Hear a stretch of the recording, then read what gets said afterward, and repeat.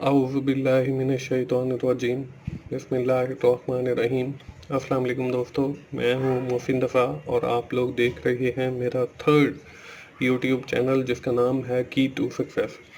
दोस्तों, इस चैनल की टू सक्सेस को बनाने का मकसद ये था कि मैं आप लोगों को जैसे असाइनमेंट्स में गाइड कर रहा हूँ, जैसे जीडीबीज़ में गाइड कर रहा हूँ, जैसे आपको क्विज़ में गाइड कर रहा हूँ, और इसी तरह जो आपके मुश्किल सब्जेक्ट हैं उनके मैंने लेक्चर रिकॉर्ड करके आपको सीखने का मौका फराहम कर रहा हूँ।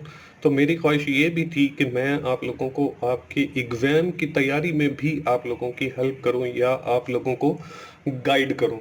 तो इस मकसद को हासिल करने के लिए मैंने ये की टू सक्सेस यूट्यूब चैनल बनाया, जिस पे मैं हर वीडियो के अंदर आपको 50 एमसीक्यूज जो है वो खुद लाइव सॉल्व करवाता हूँ। अब आपके पेपर के अंदर जो है वो इन में से तो कोई भी शायद एक एमसीक्यू भी ना आए, लेकिन अगर आप इस वीडियो को कंप्लीट देख लेते हैं तो आप इस काबिल हो जाएंगे कि आपके पेपर में कोई सा भी एमसीक्यू आ जाए तो आप बड़ी आसानी के साथ उसे सॉल्व कर सकें, क्योंकि इस वीडियो के अंदर मैं सिर्फ सॉल्यूशन नहीं प्रोवाइड करता बल्कि ये भी बताता हूँ कि कैसे आपने एक एमसीक्यू को सॉल्व करना है। तो अगर आप ये कंप्लीट वीडियो देख लेते हैं तो आपका जो सब्जेक्ट MCM 301 है कम्युनिकेशन स्किल, उसमें आपका जो मिड टर्म एग्जाम होना है उसमें काफ़ी ये वीडियो आपके लिए हेल्पफुल होगी, और जो आपका ग्रैंड क्विज आने वाला है उसमें भी ये वीडियो आपके लिए मददगार साबित होगी। तो चलिए दोस्तों, हम लोग अपना जो क्विज है या जो एमसीक्यूज हैं उनको स्टार्ट करते हैं और देखते हैं कि हमारे पास जो पहला क्वेश्चन है वो क्या है। Which of the following is include in the communication. इसमें शेयरिंग इंफॉर्मेशन है, शेयरिंग थॉट्स है, शेयरिंग फीलिंग्स है और ऑल ऑफ दी अबव है। तो हमें ये कम्युनिकेशन के हवाले से बताया गया है। तो first of all we have seen the communication. Communication is derived from the Latin word कम्युनिको, कि कम्युनिकेशन जो है वो हमारा एक लातीनी जबान कम्युनिको से निकला है जिसका मतलब है टू शेयर, कि शेयर करना। Hence the word communication mean the process of sharing. In simple word we can say that the communication mean the sharing of information between two or more than two person, कि हम जो है दो या दो से ज्यादा लोगों के दरमियान कोई भी इंफॉर्मेशन शेयर करते हैं। That can be in shape of information, that can be in the shape of facts, that can be an idea, that can be a thought, that can be a feeling, that can be a need। तो हम बहुत सारी जो है ये sharing कर सकते हैं थ्रू द कम्युनिकेशन। अब हमारा जो क्वेश्चन है वो भी यही है कि कम्युनिकेशन के अंदर कौन सी चीज़ें इंक्लूड होती हैं। उसमें शेयरिंग इंफॉर्मेशन है, उसके अंदर शेयरिंग थॉट्स है, उसके अंदर शेयरिंग फीलिंग्स हैं और ऑल ऑफ द अबव है। तो ऑल ऑफ द अबव जो है वो इस सवाल का हमारा ठीक जवाब है। नेक्स्ट क्वेश्चन नंबर 2 है, how many level in communication. Communication के कितने लेवल हैं। इसमें 2 है, इसमें 3 है, इसमें 4 है और इसके अंदर 5 है। तो हमारे पास जो लेवल ऑफ कम्युनिकेशन है वो हमारे पास 5 लेवल हैं। The first one is the intra personal communication. इसके अंदर क्या होता है, when you are thinking you use intra personal communication. जब हम कुछ सोच रहे होते हैं, मतलब खुद से सोच रहे हैं, we are talking about himself, हम अपने आप से बातें कर रहे हैं कि हाउ टू ड्रेस, कि मैंने कौन से कपड़े पहनने हैं, व्हाट टू ईट, कि मैंने क्या खाना है, वेयर टू गो, मैंने कहाँ जाना है। तो इट मीन्स कि we are communicating intra personal communication. अब इंट्रा पर्सनल जो कम्युनिकेशन है वो पर्सन से खुद से रिलेटेड होती है। इसको हम सेल्फ कम्युनिकेशन भी कह सकते हैं, कि जो आदमी खुद अपने आप से बातें कर रहे होते हैं उसमें हम इंट्रा पर्सनल कम्युनिकेशन यूज करते हैं। The second level of the communication is the interpersonal. अब देखिए ये दो वर्ड्स हैं, that is the huge difference between the intrapersonal and interpersonal. Intrapersonal means कि you are communicating with yourself. Interpersonal mean कि you are communicating with someone else, कि आप किसी और के साथ बात कर रहे हैं। इंटरपर्सनल कम्युनिकेशन अकर व्हेन 2 और more people talk face to face, कि दो लोग जो हैं इंटरपर्सनल के अंदर आमने सामने बैठ के एक दूसरे के साथ बात कर रहे हैं। For example imagine that you accidentally meet your friend after a long time, कि आप जो है हादसाती तौर के ऊपर जो है अपने किसी एक ऐसे दोस्त को मिलते हैं जो आपको एक लंबे अरसे के बाद मिलता है, तो उसके साथ आप बातचीत शुरू कर देते हैं, तो this is known as the interpersonal communication. इसके बाद हमारे पास जो है मीडिएट कम्युनिकेशन भी है। This level of communication occur when 2 और few people are using some intermediate, कि वो कुछ इंटरमीडिएट इस्तेमाल करते हैं टू कम्युनिकेट ईच अदर, एक दूसरे के साथ कम्युनिकेट करने के लिए। For example you are talking with your friend on a mobile phone, कि आप मोबाइल फोन के थ्रू जो है अपने किसी दोस्त के साथ बात कर रहे हैं। इट मीन्स कि you are using the intermediaries between the you and your friend, उसके दरमियान में एक इंटरमीडिएरीज है जिसको मोबाइल फोन कहते हैं। तो ऐसी कम्युनिकेशन जिसके अंदर इंटरमीडिएरीज होंगी वो हमारी मीडिएट कम्युनिकेशन होगी। इसके बाद हमारे पास एक एग्जांपल एक और कम्युनिकेशन की टाइप है जिसको हम पर्सन टू ग्रुप कम्युनिकेशन कहते हैं। अब ये नाम से ही जाहिर है कि एक पर्सन जो है वो बात कर रहा है and all the remaining person listen to him, कि वो बाकी सारे उसको सुन रहे हैं। तो ये आपकी कम्युनिकेशन जो है वो पर्सन टू ग्रुप की कम्युनिकेशन होगी। इसके बाद पांचवें नंबर पे है मैस कम्युनिकेशन। अब मैस कम्युनिकेशन क्या है? Mass communication include message send to the large public, dissimilar anonymous distance audience using some intermediate instrument of transfer।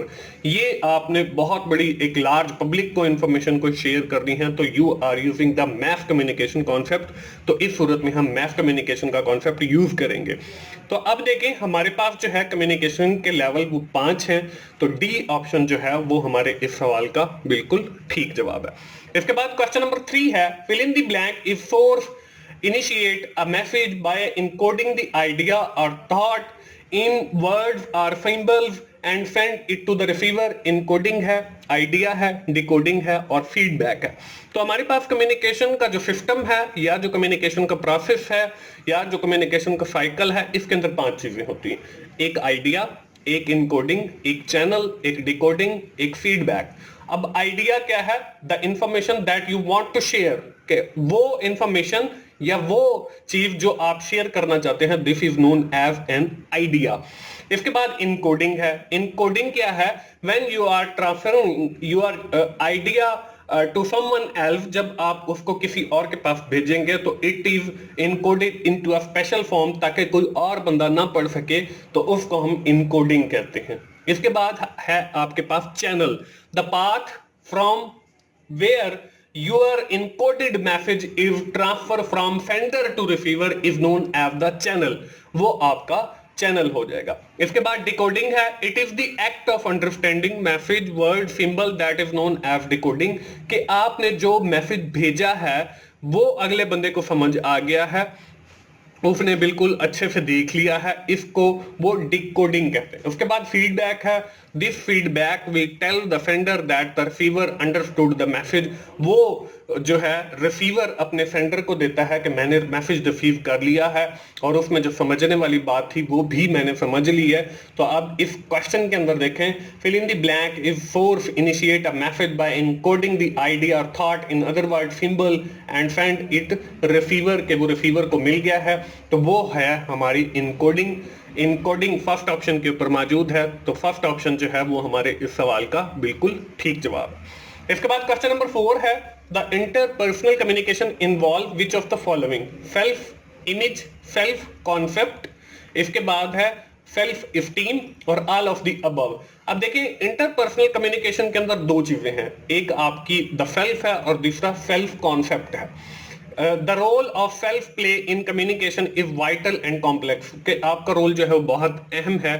Self concept क्या है? Is your image who you are, के आप क्या हैं, ये आपका सेल्फ कॉन्सेप्ट है। अब सेल्फ कॉन्सेप्ट को फर्दर 2 हिस्सों के अंदर डिवाइड किया गया। The first one is the self image and the second one is the self esteem. अब यहाँ पे देखें, हमारी जो इंटरपर्सनल कम्युनिकेशन है उसके अंदर सेल्फ इमेज भी है, उसके अंदर सेल्फ कॉन्सेप्ट भी है, उसके अंदर सेल्फ इस्टीम भी है। तो ये सारी जो चीजें हैं ये इंटरपर्सनल कम्युनिकेशन के अंदर एग्जिस्ट करती हैं।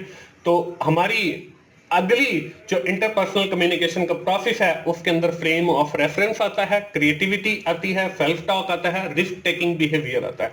तो ये सारी चीजें इंटरपर्सनल कम्युनिकेशन के अंदर एग्जिस्ट करती हैं। तो इसलिए ऑल ऑफ द अबव जो है वो हमारा इस सवाल का बिल्कुल ठीक जवाब है। इसके बाद क्वेश्चन नंबर 5 है, which of the following is not a demographic characteristic, age, sex, culture और एटीट्यूड।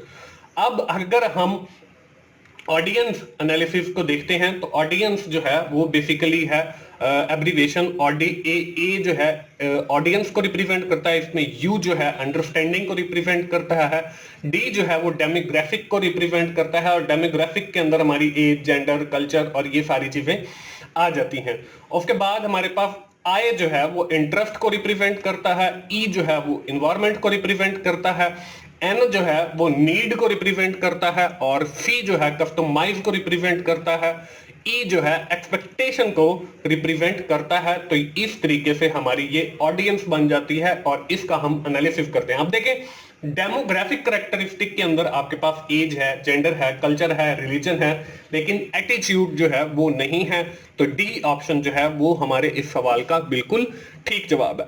इसके बाद क्वेश्चन नंबर 6 है, the person who attach meaning to the message is called. Sender है, इनकोडिंग है, ट्रांसमीटर है और रिसीवर है। अब वो आदमी जो आपके मैसेज को अटैच मीनिंग देता है वो आपका रिसीवर होता है कि उसने मैसेज को रिसीव कर लिया है। तो डी ऑप्शन जो है वो हमारे इस सवाल का बिल्कुल ठीक जवाब है। इसके बाद क्वेश्चन नंबर 7 है, fill in the blank is the first element in the listening process. कि आपके लिसनिंग प्रोसेस के अंदर फर्स्ट जो एलिमेंट है वो कौन सा है। इसमें हेयरिंग है, इसमें फिल्टरिंग है, इसमें रिमेंबरिंग है, इसमें इवेल्युएटिंग है। अब जो हमारा लिसनिंग प्रोसेस है it includes many steps. First of all we have seen the hearing, इसमें पहला जो स्टेप है वो हेयरिंग का है। The second step is the filtering. अब फिल्टरिंग क्या है? Filtering is the process of giving symbolic meaning of the unique content each person mind. हर बंदा जो है अपने हिसाब से अपने जहन के अंदर उसको अपने ही मतलब के मायने दे रहा होता है, तो इसको हम फिल्टरिंग कहते हैं। इसके बाद अंडरस्टैंडिंग है, हम पहले सुनते हैं फिर उसको फिल्टर करते हैं फिर उसको अंडरस्टैंड करते हैं। Understand is the stage eight which you learn what the speaker mean, कि वो जो स्पीकर है वो किस कॉन्टेक्स्ट में बात कर रहा है, आप उससे क्या समझ रहे हैं, आपको वो वही समझ आ रहा है जो आपका स्पीकर कह रहा है। तो इट मींस कि you are understanding the message of your speaker, आप उसका जो मैसेज है उसको समझ रहे हैं। इसके बाद आपका पांचवा जो है रिमेंबरिंग है, remember the understanding for a longer period of time, इसको याद रखना वो आपका रिमेंबरिंग कहलाता है। और आखिर के अंदर इवेल्युएटिंग है, evaluating consist of judging the message in some way, कि आपने जो मैसेज रिसीव किया है इसको आप जज करते हैं, इसको हम इवेल्युएटिंग कहते हैं। अब देखें हमारा जो लिसनिंग प्रोसेस है it start from the hearing, तो फर्स्ट जो स्टेप है वो या एलिमेंट है वो हेयरिंग का है। तो इसके बाद आखिर में जो हमारे पास प्रोसेस की चीज बचती है वो रिस्पॉन्डिंग है, और रिस्पॉन्डिंग को मजीद दो हिस्सों में तकसीम किया गया। तो फर्स्ट जो एलिमेंट है वो आपका हेयरिंग है, तो हेयरिंग ए ऑप्शन जो है वो आपके इस सवाल का बिल्कुल ठीक जवाब है। इसके बाद क्वेश्चन नंबर 8 है, which of the following is not a part of electronic media, कि कौन सी चीज ऐसी है जो आपकी इलेक्ट्रॉनिक मीडिया का पार्ट नहीं है। इसमें रेडियो है, इसमें टेलीविजन है, इसमें आपकी फिल्म है और इसमें आपके ब्राउजर्स हैं। तो हमारे पास दो किस्म का मीडिया होता है, एक इलेक्ट्रॉनिक मीडिया है, दूसरा हमारा नॉन इलेक्ट्रॉनिक मीडिया है। तो इलेक्ट्रॉनिक मीडिया के अंदर आपके पास रेडियो आ जाता है, आपके पास टेलीविजन आ जाता है, आपके पास कोई फिल्म आ जाती है। इसके बाद अगर हम देखते हैं नॉन इलेक्ट्रॉनिक मीडिया को, तो इसके अंदर आपके पास न्यूज़पेपर आ जाता है, इसके पास आपके ब्राउजर्स आ जाते हैं, इसमें आपके बिल बोर्ड्स वगैरह आ जाते हैं। And the both electronic media and the non-electronic media is used in the mass medium communication, उसको हम mass medium communication के अंदर use करते हैं। अब यहाँ पे देखें जो ब्राउजर है that is related to the non-electronic media, तो D ऑप्शन जो है वो हमारे इस सवाल का बिल्कुल ठीक जवाब है। इसके बाद क्वेश्चन नंबर 9 है fill in the blank is the strong statement designed to evoke the powerful emotional response।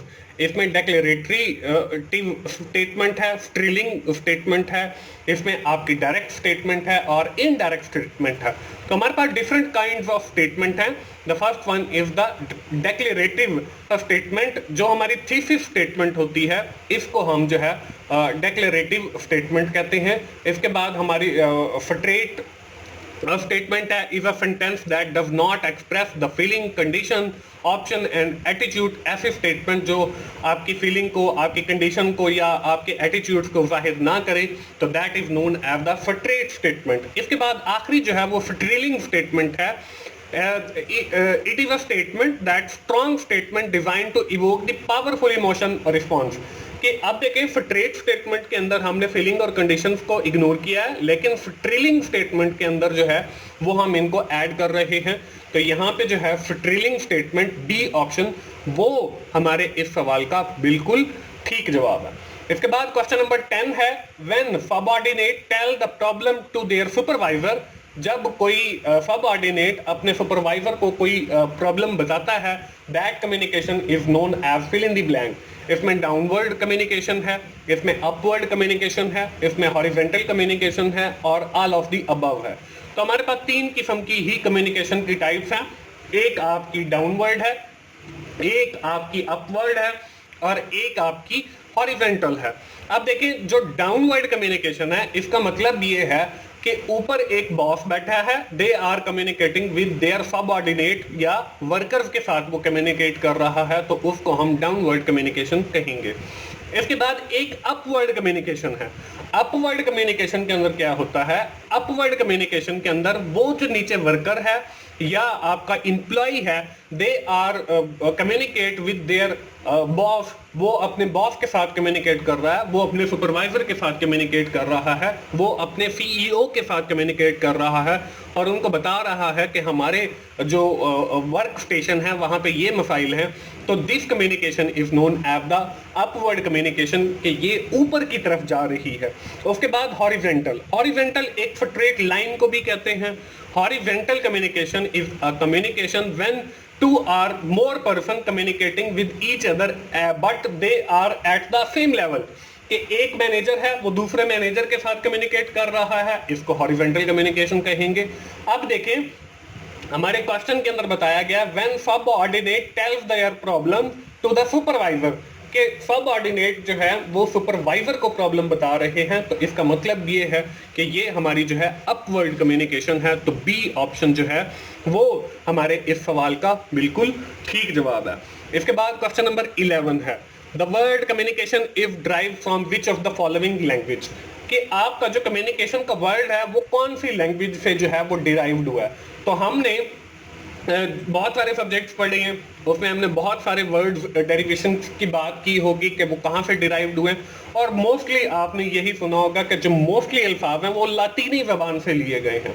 इसमें आपके जो ऑप्शन है वो इंग्लिश है, जर्मन है, लैटिन है और ऑल ऑफ द अबव है।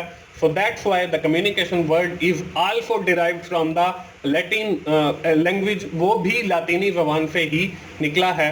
तो सी ऑप्शन जो है वो हमारे इस सवाल का बिल्कुल ठीक जवाब है। इसके बाद क्वेश्चन नंबर 12 है self talk communication is known as intrapersonal communication, interpersonal communication, mediate communication और मैस कम्युनिकेशन।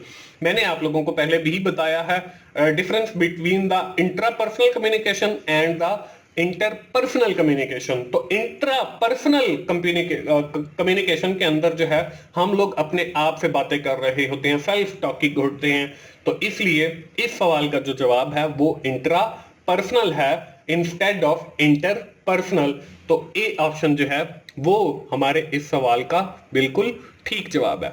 इसके बाद क्वेश्चन नंबर 13 है which of the following include in the comfortable setting. इसमें सी क्लियरली है, हेयर क्लियरली है, fit comfortably है और all of the above है। तो हमने जब भी कोई मैसेज डिलीवर करना हो तो सबसे पहले हम उनका सेटिंग करते हैं कि हमने अपनी ऑडियंस को बिठाना कैसे है। तो हमने अपनी ऑडियंस को इस हिसाब से बिठाना है कि अगर वो वहां से कुछ देखें तो उन्हें क्लियर नजर आए, अगर वो कुछ सुने तो उन्हें क्लियर सुनाई दे, और वो कंफर्ट फील करें बैठे हुए, और उनका जो फोकस है वो अटेंटिव होना चाहिए, बिल्कुल अटेंटिव होके बैठे कि वो चीजें सुन रही हैं। अब इसमें हमारे पास सेटिंग के भी बहुत सारे मोड्स हैं, बहुत सारे स्टाइल हैं।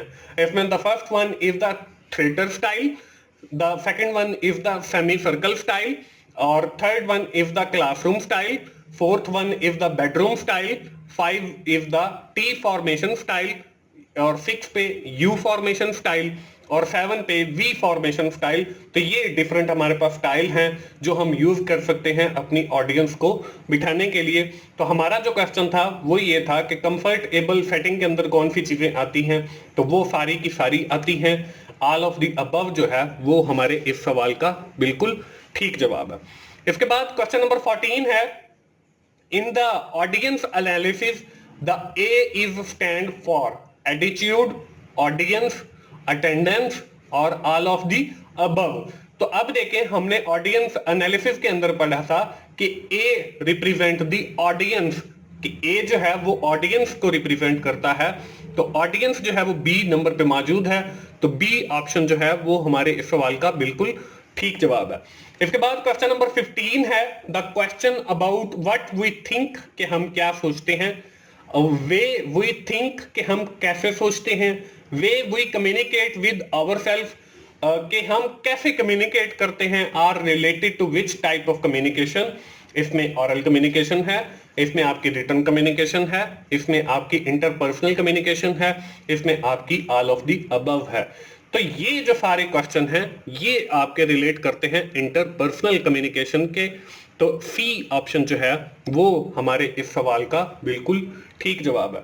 इसके बाद क्वेश्चन नंबर 16 है, which of the following is not part of non electronic media, कि कौन सा आइटम ऐसा है जो आपका नॉन इलेक्ट्रॉनिक मीडिया के अंदर नहीं आता। इसमें आपके बिलबोर्ड्स हैं, इसमें आपका टेलीविजन है, इसमें आपका न्यूज़पेपर है, इसमें आपके ब्राउजर्स हैं।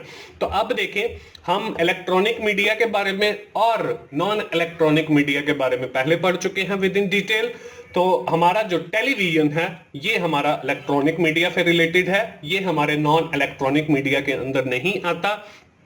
तो बी ऑप्शन जो है वो हमारे इस सवाल का बिल्कुल ठीक जवाब है। इसके बाद क्वेश्चन नंबर 17 है, fill in the blank is a sentence that does not express the feeling, condition, option and attitude। इसमें आपकी डेक्लेरेटरी स्टेटमेंट है, इसमें आपकी स्ट्रेट स्टेटमेंट है, इसमें आपकी डायरेक्ट स्टेटमेंट है और इसमें आपकी इनडायरेक्ट स्टेटमेंट है। तो हम पहले ही पढ़ चुके हैं कि जो हमारी स्ट्रेट स्टेटमेंट होते हैं, in these statements we have ignore the feelings, we have not expressed the feelings, we have ignored the condition, we have ignored the attitude। तो ये सारी चीजें हम इग्नोर करते हैं।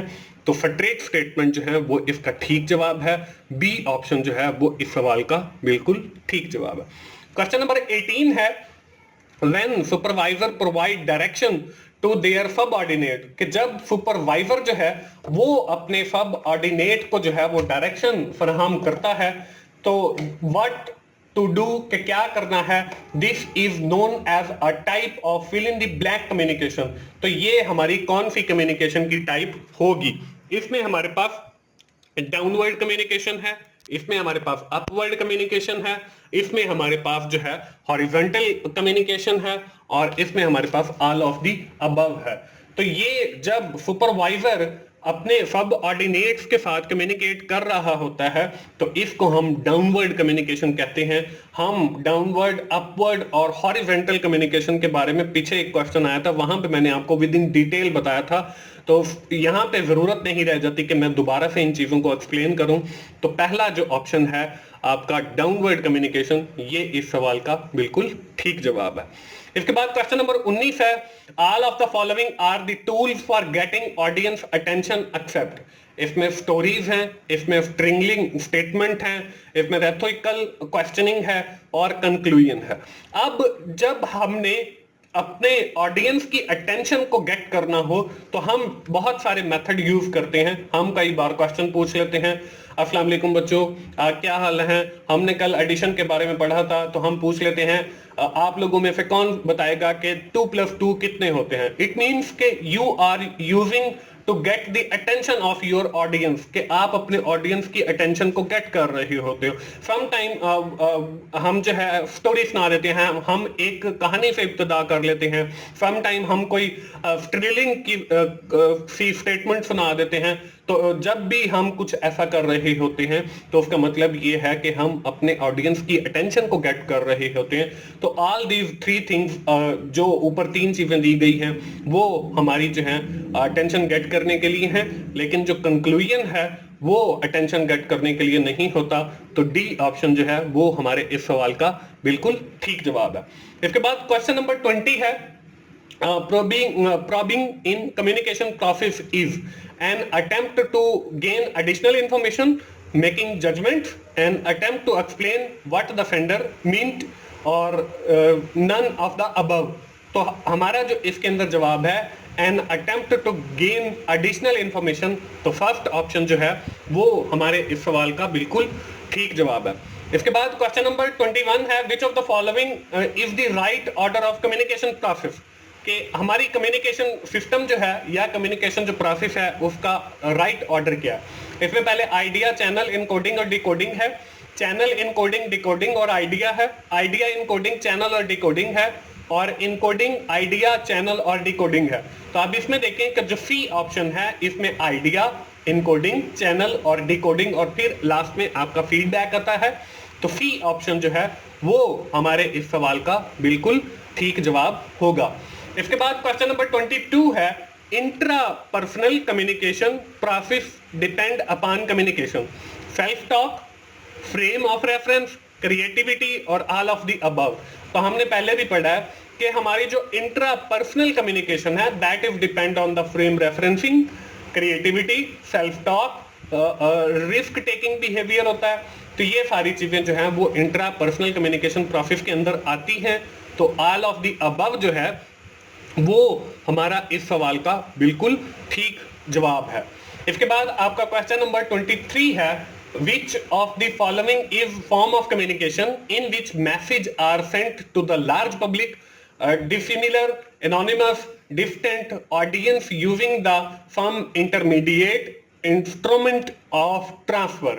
इसमें आपकी इंट्रापर्सनल कम्युनिकेशन है, इंटरपर्सनल कम्युनिकेशन है, मीडिएट कम्युनिकेशन है और मैस कम्युनिकेशन है। In the mass communication we have sent the message to the general public और लार्ज पब्लिक में हम मैसेज भेजते हैं। तो डी ऑप्शन जो है वो हमारे इस सवाल का बिल्कुल ठीक जवाब है।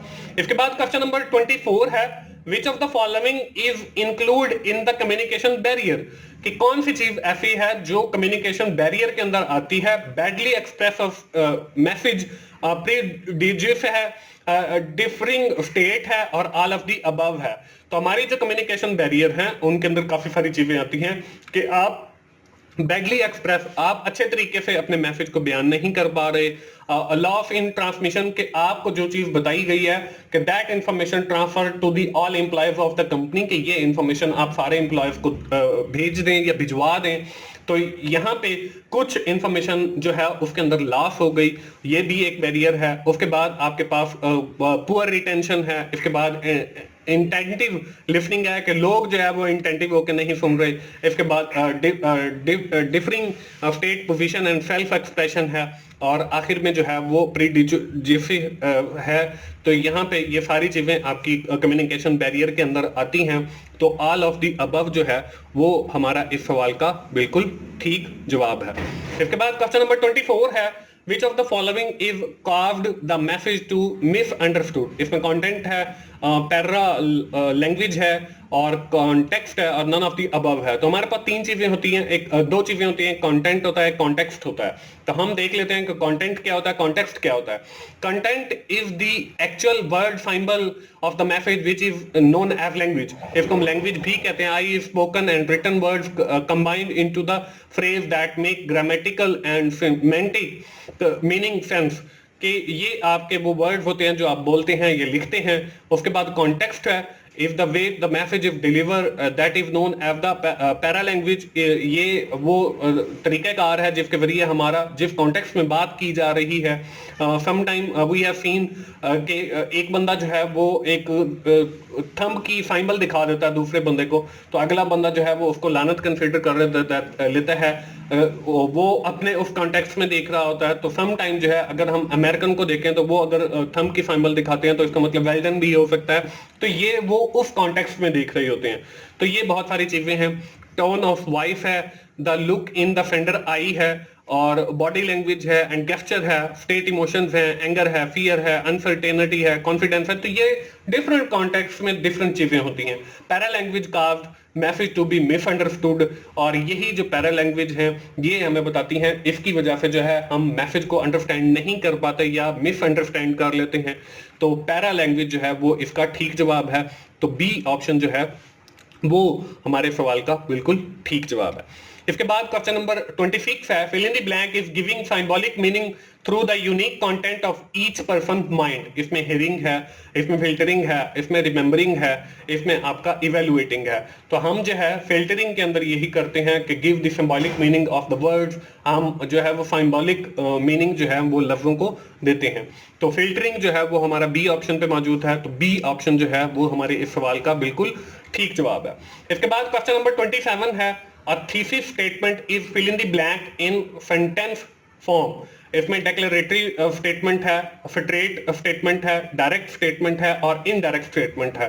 तो हमारी जो थीसिस स्टेटमेंट होती हैं ये हमारी डेक्लेरेटिव स्टेटमेंट होती हैं। तो ए ऑप्शन जो है वो हमारे इस सवाल का बिल्कुल ठीक जवाब है। उसके बाद क्वेश्चन नंबर 28 है, when employee working at the same level and communicating with each other that is known as. Downward communication है, अपवर्ड है, हॉरिजॉन्टल है और ऑल ऑफ द अबव है। तो हमने हॉरिजॉन्टल कम्युनिकेशन के अंदर ये पढ़ा था कि in horizontal communication all the employees that are working at the same level are communicating with each other, वो आपस के दरमियान कम्युनिकेशन करते हैं। तो इसको हम जो है हॉरिजॉन्टल कम्युनिकेशन कहेंगे। इसके बाद आपका क्वेश्चन नंबर 29 है, audience information like age, gender, education, occupation, socio economic status fall into which of the following category. इसमें फायोग्राफिक है, इसमें डेमोग्राफिक है, जियोग्राफिक है और ऑल ऑफ द अबव है। हम लोगों ने जो है वो ऑडियंस एनालिसिस के अंदर एक डेमोग्राफिक फैक्टर पढ़ा था, जिसके अंदर हमने देखा था कि डेमोग्राफिक फैक्टर के अंदर हमारे पास एज आ जाता है, हमारे पास जेंडर आ जाता है, हमारे पास कल्चर आ जाता है, हमारे पास रिलीजन आ जाता है, हमारे पास ऑक्यूपेशन आ जाता है, हमारे पास एजुकेशन आ जाती है। तो these all factor related to the demographic factors, ये डेमोग्राफिक फैक्टर से रिलेट करते हैं। तो बी ऑप्शन जो है वो हमारे इस सवाल का बिल्कुल ठीक जवाब है। इसके बाद क्वेश्चन नंबर 30 है, which one of the following statement is correct about the communication. कि कौन सी स्टेटमेंट ऐसी है जो कम्युनिकेशन से मिलती जुलती है या करेक्ट है। Communication can solve all problem, गलत। कि कम्युनिकेशन जो है वो सारे मसाइल का हल नहीं है। Communication skill are not learn, communication जो स्किल है उसको सीखा नहीं जा सकता, ये बात भी गलत है, इसको सीखा जा सकता है। Communication is dynamic not static, ये बात बिल्कुल ठीक है कि कम्युनिकेशन जो है वो डायनामिक होती है, मतलब चलती रहती है, कभी खत्म नहीं होती। इट्स नॉट अ स्टैटिक, ये स्टैटिक नहीं होती कि एक जगह पे फिक्स हो जाए। ऑल ऑफ द अबव ये वैसे ही गलत है क्योंकि ऊपर वाले दो हमारे जो हैं वो गलत हैं। अब कम्युनिकेशन जो है वो डायनामिक प्रोसेस है, तो इसलिए हमारे जो सी ऑप्शन है communication is dynamic not static, तो सी ऑप्शन हमारे इस सवाल का बिल्कुल ठीक जवाब है। दोस्तों मैं आपको बताता चलूं कि मेरे 3 YouTube चैनल्स हैं, जिसमें first one is the virtual student support services YouTube channel, जिसके ऊपर मैं आप लोगों की आपकी असाइनमेंट से रिलेटेड गाइडलाइन फ्राहम करता हूं, आपके GDB से रिलेटेड गाइडलाइंस देता हूं और आपके क्विज से रिलेटेड गाइडलाइंस देता हूं। इसके बाद the second channel is the teachers online, teachers online को बनाने का मकसद ये है कि आप लोगों के जो मुश्किल सब्जेक्ट हैं, जिसमें आपका कंप्यूटिंग है, जिसमें आपका प्रोग्रामिंग C++ है, जिसमें आपका असेंबली लैंग्वेज है, जिसमें आपका डेटा कम्युनिकेशन है, जिसमें आपके मैनेजमेंट साइंसेस के भी सब्जेक्ट शामिल हैं, जिसमें आपका फाइनेंशियल अकाउंटिंग है, फाइनेंशियल मैनेजमेंट है, कॉस्ट अकाउंटिंग है, फाइनेंस से रिलेटेड सब्जेक्ट हैं, इंग्लिश है या बिजनेस फाइनेंस है या बिजनेस से रिलेटेड सब्जेक्ट हैं, इन सब सब्जेक्ट्स के जो हैं मैंने अपने लेक्चर रिकॉर्ड किए हैं और उस चैनल पे रखे हैं ताकि आप लोगों को कुछ सिखा सकूं, कुछ बता सकूं। तो मेरी तमाम दोस्तों से गुजारिश है कि जैसे आप मुझे virtual student support services YouTube channel में प्रमोट किया, तो ऐसे ही आप जो है वो मुझे की टू सक्सेस में भी प्रमोट करें और टीचर्स ऑनलाइन के ऊपर भी प्रमोट करें। जैसे मैं एफर्ट करके आप लोगों के लिए वीडियोस बनाता हूं, तो मेरी तमाम दोस्तों से गुजारिश है जो इस वीडियो को देख रहे हैं तो वो कंप्लीट एटलीस्ट इसको ज़रूर देखें ताकि मुझे भी आप लोगों से कुछ फ़ायदा हो। जब आप लोग ही फीडबैक नहीं देते हैं, आप लोग ही मुझे सपोर्ट नहीं करते हैं, तो फिर मेरा भी दिल नहीं करता वीडियोस बनाने का। तो आप कोशिश किया करें कि एक बार ज़रूर जो है वो शुरू से लेकर आखिर तक मेरी वीडियो को देखें ताकि मुझे भी आप लोगों से कोई बेनिफिट हो। इसके बाद हमारा क्वेश्चन नंबर 31 है, fill in the blank component, tell the sender that the receiver will receive and understand the message। इसमें इनकोडिंग है, इसमें आपका आइडिया है, इसमें आपका डिकोडिंग है, इसमें आपका फीडबैक है। तो हमारा जो है फीडबैक ये एक ऐसा कंपोनेंट है दैट टेल्स द सेंडर के रिसीवर ने जो है वो मैसेज को रिसीव कर लिया है, not only receive the message but understand the message, जो आपने मैसेज भेजा है उसको अंडरस्टैंड भी कर लिया है। तो लास्ट ऑप्शन जो फीडबैक है वो हमारे इस सवाल का बिल्कुल ठीक जवाब है। इसके बाद क्वेश्चन नंबर 32 है, which of the following is usually related to the environmental factor that affect the communication. इसमें से कौन से फैक्टर ऐसे हैं जो आपके एनवायरमेंटल फैक्टर्स के अंदर आते हैं और ये अफेक्ट करते हैं आपकी कम्युनिकेशन को। इसमें लिसनिंग बैरियर है, सेंडर बैरियर है, फिजिकल बैरियर है और रेजिस्टेंस टू चेंज है। तो हमारे पास जो है कुछ बैरियर्स होते हैं, उसमें फिजिकल बैरियर है that affect the environment of the communication, वो हमारे एनवायरमेंटल फैक्टर के अंदर आते हैं और कम्युनिकेशन को जो है वो इफेक्ट करते हैं। उसमें कॉमन जो है वो नॉइज है कि दो लोग बात कर रहे हैं, एक बंदा जो है वो साथ बाजा बजा रहा है और उनको आपस में समझ नहीं आ रहा कि क्या बात हो रही है, तो वो एक नॉइज शोर पैदा हो रहा है।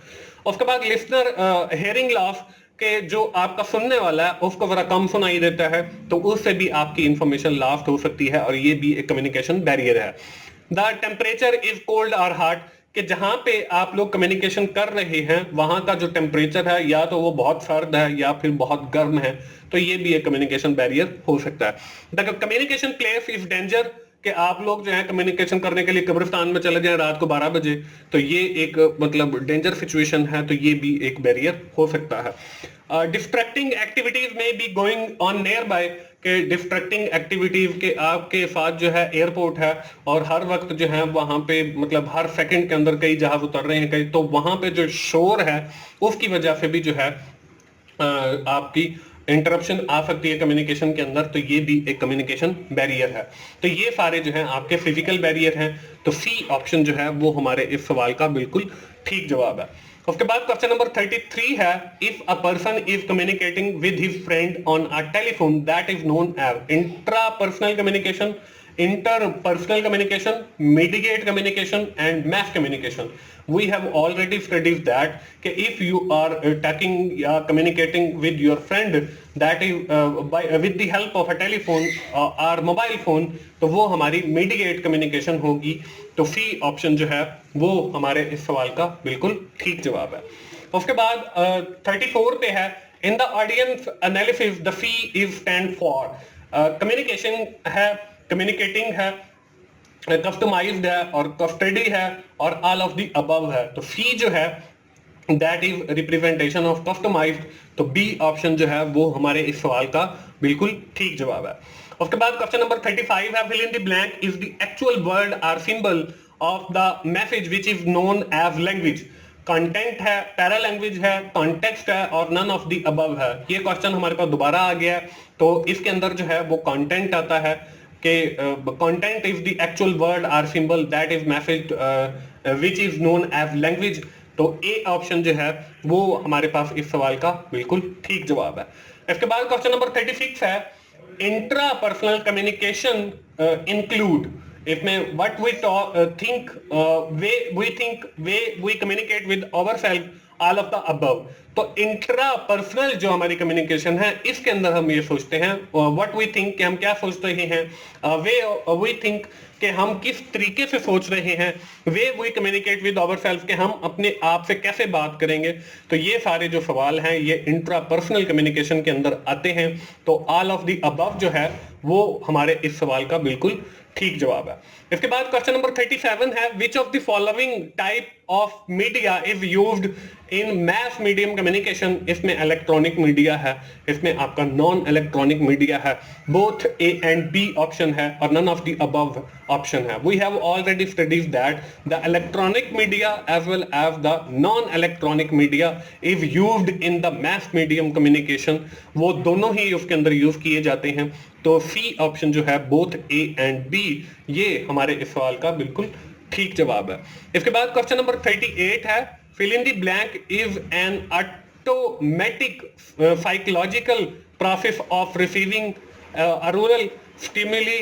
इसमें लिसनिंग है, इसमें हेयरिंग है, इसमें स्पीकिंग है, इसमें राइटिंग है। तो हमारी जो है hearing is the automatic psychological process of receiving rural stimuli। तो hearing बी ऑप्शन है, तो बी ऑप्शन जो है वो हमारे इस सवाल का बिल्कुल ठीक जवाब है। इसके बाद क्वेश्चन नंबर 39 है, जो कि है fill in the blank is automatic। ये हमारा वही क्वेश्चन आ गया, तो इसको हम आगे कर लेते हैं। इसके बाद हमारे पास क्वेश्चन नंबर 40 है, specialised vocabulary is known as fill in the blank. Equivocal term है, ट्रिगर वर्ड्स हैं, जार्गन है और बाइस्ड लैंग्वेज है। तो हमारे पास जो स्पेशलाइज्ड वोकैबुलरी होती है वो उसको हम जो है वो जार्गन कहते हैं। तो इसमें जो सी ऑप्शन है वो हमारे इस सवाल का बिल्कुल ठीक जवाब है। दोस्तों, मेरी फिर तमाम दोस्तों से यही गुजारिश है जो इस वीडियो को देख रहे हैं या वो लोग जो मेरे इस चैनल पे सब्सक्राइबर हैं या मेरे फॉलोअर हैं, तो आप लोग जब भी मेरी कोई नई वीडियो आती है, अगर वो आपसे रिलेटेड है और आप कुछ सीखना चाहते हैं, तो आप शुरू से लेकर और आखिर तक उस वीडियो को ज़रूर देखा करें, ताकि आपको ज़्यादा से ज़्यादा सीखने का मौका मिले और उसके साथ मुझे भी आप लोगों से कोई फ़ायदा हो। क्योंकि इन वीडियोस को बल्कि इन वीडियोस को देख के ही आपको अंदाज़ा हो जाएगा कि मोहसिन भाई जो हैं वो कितनी एफर्ट के साथ हमारे लिए वीडियोस बनाते हैं। तो आप लोग मेरी जो एफर्ट हैं उनको रायगा नहीं जाने दिया करें, बल्कि आप कंप्लीट मेरी जो वीडियो होती है शुरू से लेकर आखिर तक उसको ज़रूर एक बार तो एटलीस्ट ज़रूर देखा करें। फिर आप लोगों की मर्जी है कि दोबारा देखें या ना देखें। तो इस 40 जो हमारा क्वेश्चन है, इसका जो जवाब है वो जॉर्गन्स है। तो सी ऑप्शन जो है वो हमारे इस सवाल का बिल्कुल ठीक जवाब है। इसके बाद क्वेश्चन नंबर 41 है, fill in the blank component are involved in the communication process। इसमें 1 है, 3 है, 5 है और 7 है कि हमारे कितने कंपोनेंट ऐसे हैं जो कम्युनिकेशन प्रोसेस के अंदर इन्वॉल्व होते हैं।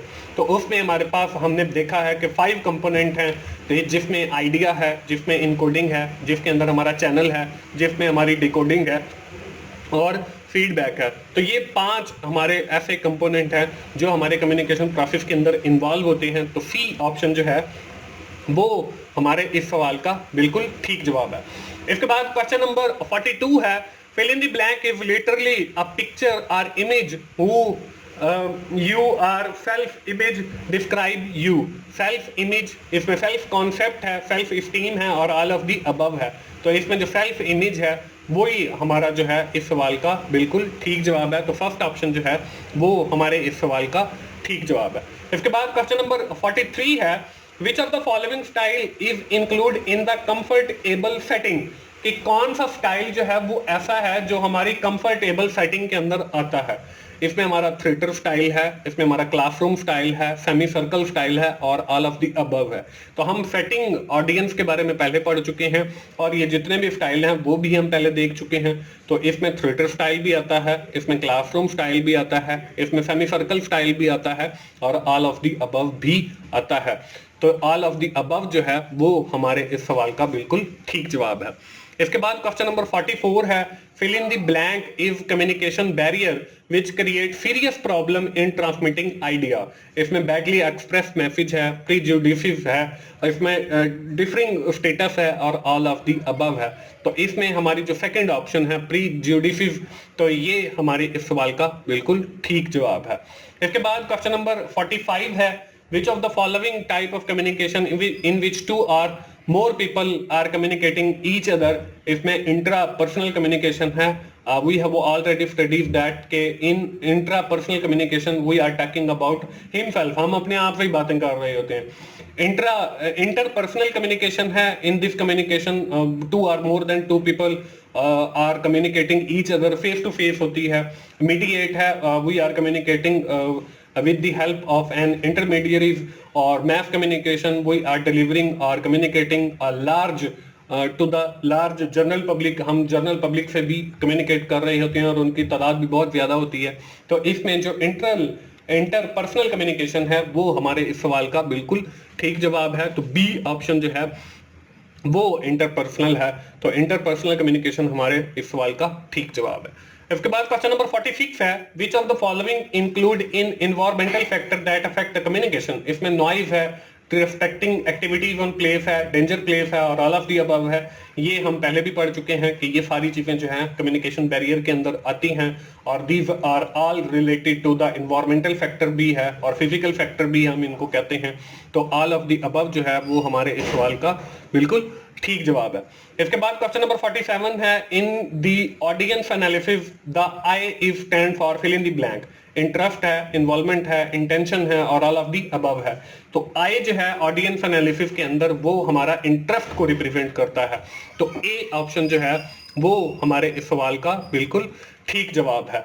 तो इंटरेस्ट ए ऑप्शन पे मौजूद है। इसके बाद हमारा क्वेश्चन नंबर 48 है fill in the blank if the way the message is delivered and is known as paralanguage, tone, voice, look in the sender, eyes, body language, hand gesture and state emotions। तो ये सारी चीजें किसके अंदर आती हैं? ये सारी चीजें हमारी कॉन्टेक्स्ट के अंदर आती हैं। तो सी ऑप्शन जो है वो हमारे इस सवाल का बिल्कुल ठीक जवाब है। इसके बाद सेकंड लास्ट क्वेश्चन है interpersonal communication process depend upon communicator all of the following qualities except self talk है, फ्रेम ऑफ रेफरेंस है और क्रिएटिविटी है और डेल अप्रोच है। तो डेल अप्रोच के बारे में हमने नहीं पढ़ा, तो डी ऑप्शन जो है वो हमारा इस सवाल का बिल्कुल ठीक जवाब है। इसके बाद क्वेश्चन नंबर 50 है fill in the blank is to understand the message but retain at least for some period of time in future. इसमें हेरिंग है, इसमें फिल्टरिंग है, इसमें रिमेम्बरिंग है, इसमें इवैल्यूएटिंग है। हमने जो लिस्टिंग प्रोसेस पढ़ा है उसके अंदर हमने पढ़ा था कि रिमेम्बरिंग का मतलब ये है कि आप जो है उस मैसेज को लंबे अरसे तक याद रखें। तो सी ऑप्शन जो है वो हमारे इस सवाल का बिल्कुल ठीक जवाब है। दोस्तों आखिर में मैं फिर आप लोगों को यही गुजारिश करूंगा कि आप लोग मेरा channel virtual student support services YouTube channel, teachers online YouTube channel और ये की टू सक्सेस यूट्यूब चैनल, जिन दोस्तों ने अभी तक सब्सक्राइब नहीं किया है वो जल्दी से सब्सक्राइब कर लें ताकि मेरी हर आने वाली वीडियो, हर आने वाला लेक्चर, हर आने वाली गाइडलाइन आप लोगों तक पहुंच सके और आप उससे कुछ सीख सकें। दोस्तों मिलते हैं अगली वीडियो में, उस वक्त तक के लिए अल्लाह हाफिज।